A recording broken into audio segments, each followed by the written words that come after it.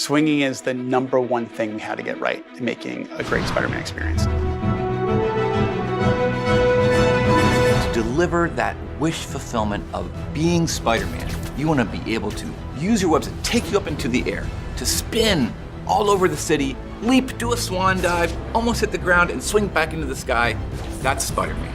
You don't think of him on the ground, you think of him swinging through the concrete jungle gym of New York City. That's the ultimate fantasy fulfillment of being Spider-Man, and we knew we had to get it right.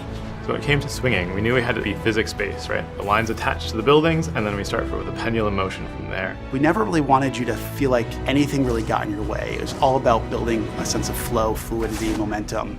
You know, if you slam into a building, you shouldn't just face plant, you should just start running right up it. And then when you get up to it, you should just be able to catapult over it.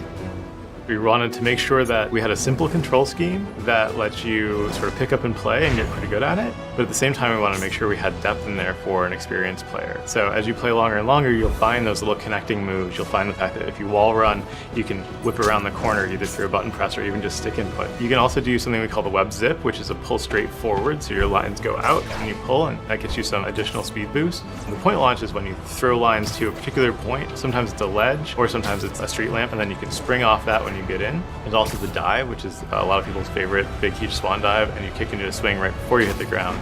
And so we want to make sure the controls were really accessible to begin with, but that the system had depth. So when you can stick to walls and you're agile and you have the webs, then the city becomes your playground.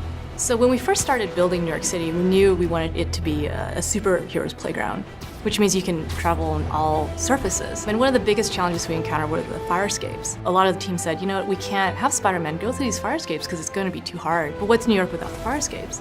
So now if you guys encounter a fire escape, you'll see that you can actually web tunnel through and between fire escapes, which is super cool. We bent over backwards to make sure that the player would have an unimpeded experience when they're traversing New York City.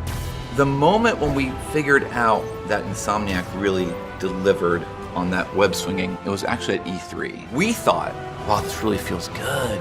This feels great. It's fun.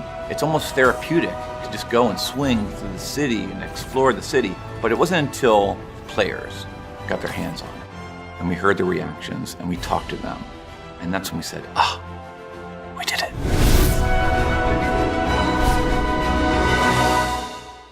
For the players.